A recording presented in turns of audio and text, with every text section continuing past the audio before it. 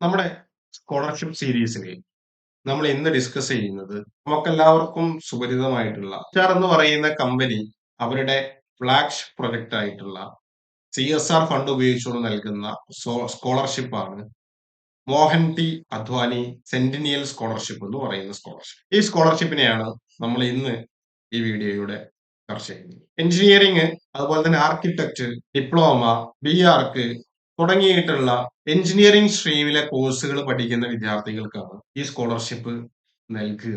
നമുക്ക് ഇതിനെ കാറ്റഗറൈസ് ചെയ്യാം. എഞ്ചിനീയറിംഗ്, BArch എന്ന് പറയുന്ന ഒരു മേഖലയുണ്ട്. അതിന് തൊട്ട് താഴെയുള്ള എഞ്ചിനീയറിംഗിന് അത്രയും ലെവലിലേക്ക് എത്താത്ത, എന്നാൽ ഡിപ്ലോമ പഠിക്കുന്ന ആളുകളുണ്ടാവും, പോളിടെക്നിക്കൽ ഡിപ്ലോമ പഠിക്കുന്ന വിദ്യാർത്ഥികളുണ്ടാവും. ഈ വിദ്യാർത്ഥികൾക്കുള്ള സ്കോളർഷിപ്പ് അങ്ങനെ രണ്ട് കാറ്റഗറിയിലാണ് മോഹൻ ടി അദ്വാനിയുടെ ഈ സ്കോളർഷിപ്പ് ബ്ലൂ സ്റ്റാർ എന്ന് പറയുന്ന കമ്പനി നൽകുന്നത്. ഈ ഒരു സ്കോളർഷിപ്പിന്റെ പ്രത്യേകത എന്ന് പറയുന്നത് പരമാവധി നമുക്ക് ലഭിക്കാൻ പോകുന്ന സംഖ്യ എന്ന് പറയുന്നത് 1,00,000 രൂപയാണ്.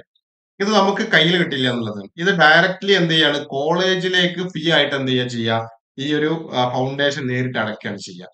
അപ്പൊ ഈ ഫൗണ്ടേഷൻ നേരിട്ട് കോളേജിലേക്ക് 1,00,000 രൂപ വരെ നമ്മളുടെ ഫീ ഇനത്തിൽ എന്ത് ചെയ്യും, നമുക്ക് സ്കോളർഷിപ്പ് ആയിട്ട് നമ്മുടെ ഫീ എന്ത് ചെയ്യും, കൃത്യമായിട്ട് കവർ ചെയ്യും.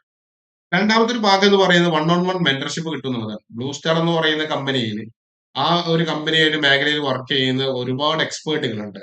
ആ എക്സ്പേർട്ടുകളുടെ ഇൻഡിവിജ്വൽ മെന്റർഷിപ്പ് ഈ സ്കോളർഷിപ്പ് നൽകുന്ന ഓരോ കുട്ടിക്കും ലഭിക്കൂ എന്നുള്ളതാണ്.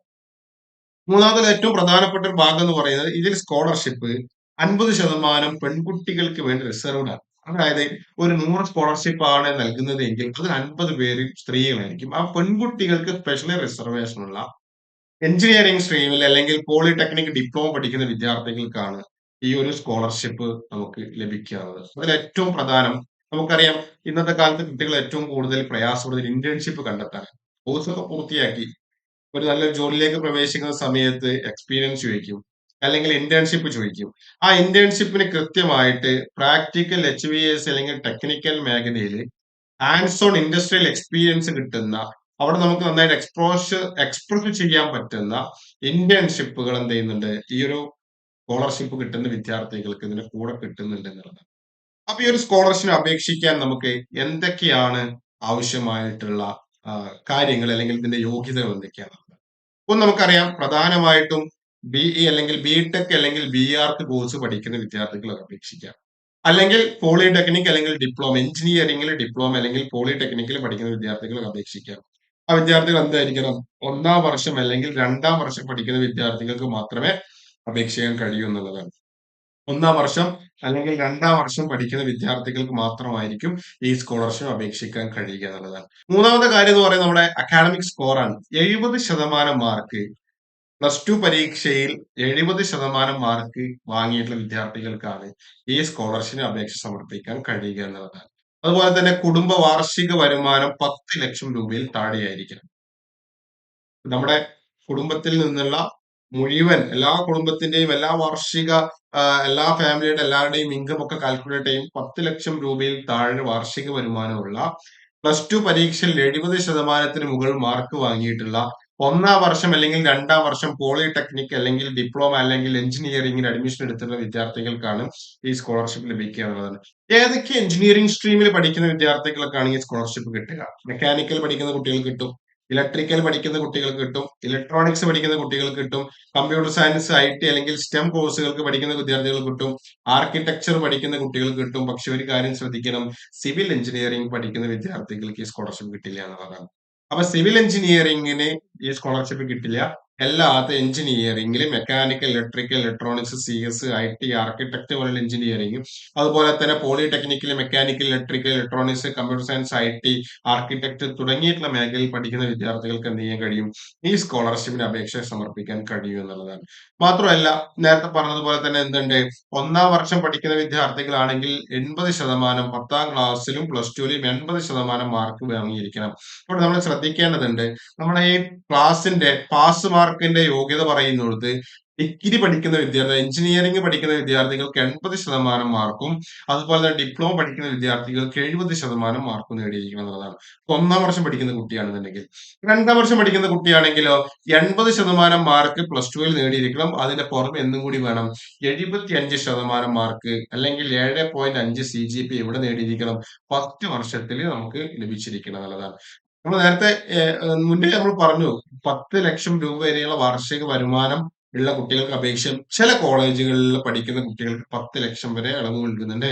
എന്നാൽ നോർമലി നമുക്ക് എന്ത് ചെയ്യാൻ കഴിയുള്ളൂ? 6 ലക്ഷം രൂപ വരുമാനമുള്ള അല്ലെങ്കിൽ അതിന് താഴെ വരുമാനമുള്ള ഫാമിലിക്കാണ് കൂടുതൽ കിട്ടുക. എന്നാൽ നമുക്ക് എന്ത് ചെയ്യാൻ കഴിയും? ചില കോളേജുകൾക്ക് വെസ്റ്റ് സോൺ ആയിട്ട് വെസ്റ്റ് സോണിൽ ഇതിന്റെ ലിസ്റ്റ് ഉണ്ട്, കുറച്ച് കോളേജുകളുടെ ലിസ്റ്റ് ഉണ്ട്. നിങ്ങൾക്ക് ഇതിന്റെ ഒഫീഷ്യൽ വെബ്സൈറ്റ്, ബ്ലൂ സ്റ്റാറിന്റെ ഒഫീഷ്യൽ വെബ്സൈറ്റിൽ കയറി കഴിഞ്ഞാൽ നിങ്ങൾക്ക് എന്ത് ചെയ്യാൻ കഴിയും? ഈ സ്കോളർഷിപ്പുമായിട്ട് ബന്ധപ്പെട്ട ലിസ്റ്റ് കാര്യങ്ങളൊക്കെ കിട്ടും. ആ പറഞ്ഞിട്ടുള്ള ആ വെബ്സൈറ്റിനകത്ത് പ്രതിപാദിച്ചിട്ടുള്ള ലിസ്റ്റിനകത്തുള്ള കോളേജുകളിൽ 10 ലക്ഷം വരെ നമുക്ക് ഇളവുണ്ട്. അല്ലാത്ത ആളുകൾക്ക് 6 ലക്ഷം രൂപയിൽ താഴെയായിരിക്കണം വാർഷിക വരുമാനം എന്നുള്ളതാണ് നമ്മൾ മനസ്സിലാക്കേണ്ടത്. ഇതിലൂടെ എന്തൊക്കെ കിട്ടുക നമ്മൾ നേരത്തെ പറഞ്ഞു. ഡയറക്റ്റ് ആണ്, അക്കാഡമിക് ഫീ ഡയറക്റ്റ് കോളേജിലേക്കാണ് അടക്കുക എന്നുള്ളതാണ്. ഇതിന്റെ പ്രോസസ്സാണ്. ഒന്ന് നമ്മൾ അപ്ലിക്കേഷൻ ആണ്. അപ്ലിക്കേഷൻ നമുക്ക് വെബ്സൈറ്റിനകത്ത് കയറി കഴിഞ്ഞാൽ ഇവിടെ എന്ത് ചെയ്യാൻ കഴിയും? അപ്ലൈ ചെയ്യാനുള്ള ഓപ്ഷൻസ് ഉണ്ട്. നമുക്ക് എന്ത് ചെയ്യാൻ കഴിയും? ഈ വെബ്സൈറ്റിനകത്ത് നിന്ന് അപ്ലിക്കേഷൻ കൊടുക്കാം. അല്ലെങ്കിൽ ബഡ്ഡി ഫോർ സ്റ്റഡി എന്ന് പറയുന്ന വെബ്സൈറ്റിനകത്ത് കയറി നമുക്ക് അപ്ലൈ ചെയ്യാൻ കഴിയും. അതിനുശേഷം നമ്മൾ എന്ത് ചെയ്യണം? ഡോക്യുമെന്റുകൾ വെരിഫിക്കേഷൻ നടത്തണം. കൃത്യമായിട്ട് എന്ത് ചെയ്യണം? ഇതിന്റെ ഡോക്യുമെന്റ് മുഴുവൻ വെരിഫിക്കേഷൻ പൂർത്തിയാക്കിയതിന് ശേഷം സ്ക്രീനിങ് നടക്കും.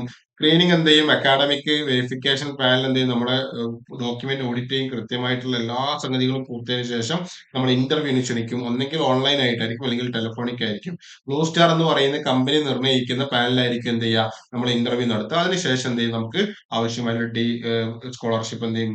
സെലക്ടഡ് ആയിട്ടുള്ള കുട്ടികൾക്ക് എന്ത് ചെയ്യും? സ്കോളർഷിപ്പ് ആ കോളേജിലേക്ക് നേരിട്ട് അടിച്ചു കൊടുക്കുന്നുണ്ട്. അപ്പൊ ഡോക്യുമെന്റ്സ് എന്തൊക്കെയാണ് വേണ്ടത് എന്നുള്ളത്. ഡോക്യുമെന്റ്സ് 10ാം ക്ലാസ്സിന് മാർക്ക് ഷീറ്റ് വേണം, +2 മാർക്ക് ഷീറ്റ് വേണം. അതുപോലെ തന്നെ ഫസ്റ്റ് ഇയറിൽ കോളേജിൽ അഡ്മിഷൻ എടുത്തു എന്ന് പറയുന്നതിനുള്ള ഡോക്യുമെന്റ് വേണം. ഒന്നെങ്കിൽ ID കാർഡ് ആവാം, അല്ലെങ്കിൽ അവിടെ ഫീ അടിച്ചതിന്റെ റെസിപ്റ്റ് ആവാം, അങ്ങനെ എന്തെങ്കിലും ആവാം. മൂന്നാമത് എന്ന് പറയുന്നത് ഇൻകം സർട്ടിഫിക്കറ്റ്, നമ്മുടെ വരുമാന സർട്ടിഫിക്കറ്റ് നമ്മൾ നിർബന്ധമായിട്ട് സബ്മിറ്റ് ചെയ്യണം. കോളേജിന്റെ ഫീ റെസിപ്റ്റ് അല്ലെങ്കിൽ അവിടുന്ന് കോളേജിന്റെ അധികാരി നൽകുന്ന സർട്ടിഫിക്കറ്റ് നമ്മൾ എന്തെങ്കിലും കൂടെ വെക്കണം. നമ്മുടെ കുട്ടിയുടെ Aadhaar card, bank account, passbook തുടങ്ങിയുള്ള ഡോക്യുമെന്റ്സ് നമ്മൾ വെക്കണം എന്നുള്ളത്. അപ്പൊ കൂടുതൽ വിവരങ്ങൾ അറിയുന്നതിന് വേണ്ടി നിങ്ങൾക്ക് എന്ത് ചെയ്യാൻ? ബ്ലൂ സ്റ്റാർ ഫൗണ്ടേഷന്റെ ഒഫീഷ്യൽ വെബ്സൈറ്റിനകത്ത് കയറി കഴിഞ്ഞാൽ നമുക്ക് ഇതുമായിട്ട് ബന്ധപ്പെട്ട മുഴുവൻ ഡീറ്റെയിൽസ് നമുക്ക് ഇതിനകത്ത് നിന്ന് കണ്ടെത്താൻ കഴിയും എന്നുള്ളതാണ്. അപ്പൊ ഇതുമായിട്ട് ബന്ധപ്പെട്ട ഇങ്ങനെയുള്ള ഒരുപാട് സ്കോളർഷിപ്പ് നമുക്ക് ഇനിയും വരാനുണ്ട്. പ്രൈവറ്റ് സെക്ടറിലെ സ്കോളർഷിപ്പ് ഉണ്ട്, ഗവൺമെന്റ് സെക്ടറിലെ സ്കോളർഷിപ്പ് ഉണ്ട്. ഗവൺമെന്റ് സെക്ടറിലെ സ്കോളർഷിപ്പ് അങ്ങനെ നോൺ ആയിട്ട് വരുന്നേ ഉള്ളൂ. ഓരോന്നോരോന്ന് അപ്ലിക്കേഷൻസ് ഓപ്പൺ ആയി വരുന്നുണ്ട്. അപ്പൊ ആ സ്കോളർഷിപ്പ് വിശേഷങ്ങളൊക്കെ നമ്മൾ എന്ത് ചെയ്യും? അടുത്ത വീഡിയോയിൽ നമ്മൾ ഇങ്ങനെ ഷെയർ ചെയ്തുകൊണ്ടേയിരിക്കും.